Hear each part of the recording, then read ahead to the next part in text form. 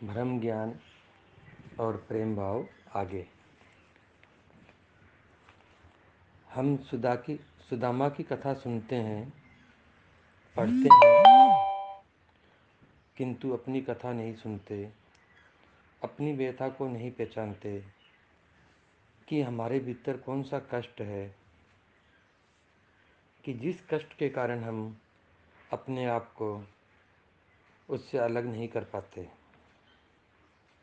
यदि एक कष्ट होता तो शायद मनुष्य भगवान के नाम पर श्रद्धा विश्वास करके भूल जाता। लेकिन वही व्यक्ति के पैर में यदि एक ही कांटा होता तो वह निकाल देता, लेकिन उसके तो दोनों पैर में कांटों से भरे हुए हैं। जैसे कि सुदामा का था, पैर में जूते नहीं, गरीबी की हल। इन भक्तों ने न जाने क्यों गरीबी को ही अपने लिए एक सरल मार्ग समझा। वस्तुतः गरीबी तो दुनिया के लिए है, वह तो प्रेम का धनी है। सुदामा प्रेम का धनी है और कृष्ण योगेश्वर है, सुदामा का साथी। पूछा नहीं क्या चाहता है और मांग लिया क्या लाया है। छिपाता है सुदामा उसका ऐसा वैभव देखकर कि मैं इसे ये क्या क्या दूँ, कैसे दूँ। किंतु कृष्ण में आज भी वही बचपन की वही आदत ज्यों की त्यों बनी हुई है। कहता है, तू बड़ा कंजूस है, भाभी ने दिया है मेरे लिए, और छीन लेता है उसकी वह चावल की पोटली और प्रेम में मगन होकर के खाने लगता है।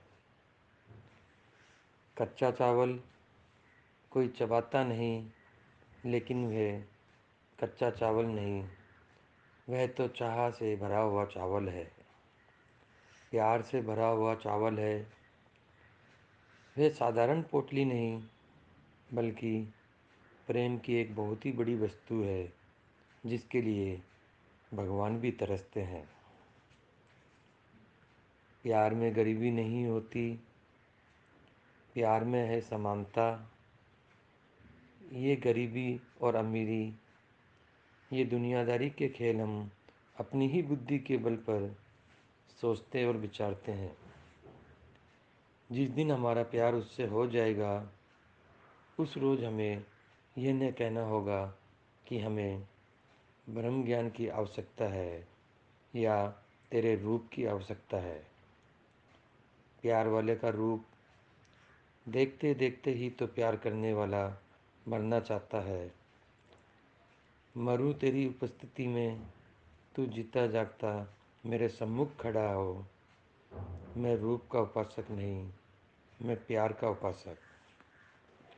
तू भी तो समझे कि कोई तुझे याद करते करते आज तुझी में मिल रहा है। अपने प्यार का इजहार नहीं किया जाता, अपने प्यार को बतलाया नहीं जाता।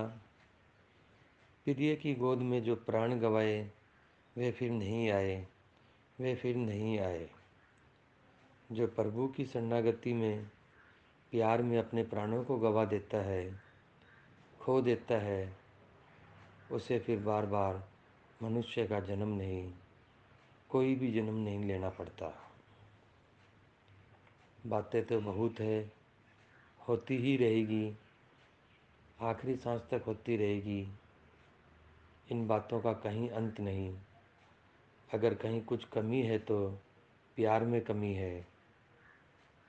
प्यार भी त्यार है, सम्मुख आधार रखो। किसी से प्यार करोगे तो किसी न किसी को तो सामने रखना पड़ेगा। जो निराकार की बातें करते हैं, उनको पहले साकार की उपासना करनी होगी, नहीं तो उनको निराकार कभी प्राप्त नहीं हो सकता। ये केवल अपना ही मत नहीं, जिन्होंने अपना बहुत कुछ जीवन इसमें बिताया है, उनका ये कहना है, पहले साकार, फिर वह साकार जब अपने आप में मिला देगा तो निराकार। न आकार उसका न आकार तुम्हारा है। दोनों के दोनों एक हो गए, ये भावना आती है सद्गुरु की कृपा से। हम यदि चिल्ला चिल्ला कर मर भी जाएं और रास्ता हमें न मालूम हो तो हम अंधेरे में ही चक्कर खाते रहेंगे। वे सद्गुरु के एक एक चरण क्या होते हैं मालूम है।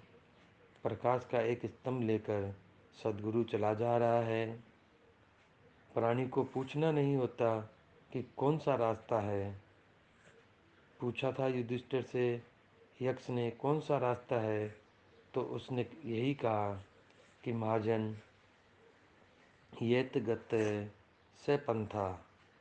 महापुरुष जिस रास्ते से चलते हैं वही रास्ता है, नहीं तो श्रुति भिन्न स्मृति भिन्न। चार वेद हैं उनमें भिन्नता, और छह जो दर्शन शास्त्र के नाम से हैं उनमें भी भिन्नता है। 18 पुराण हैं उनमें भी भिन्नता है। अभिन्न केवल एक प्रभु, वहाँ कोई भिन्नता नहीं। वहाँ कोई गरीब नहीं, कोई दुखी नहीं, स्त्री नहीं, पुरुष नहीं, केवल प्रभु का प्यारा है और दुनिया से न्यारा है। आज बस यहीं तक। हरि ओम।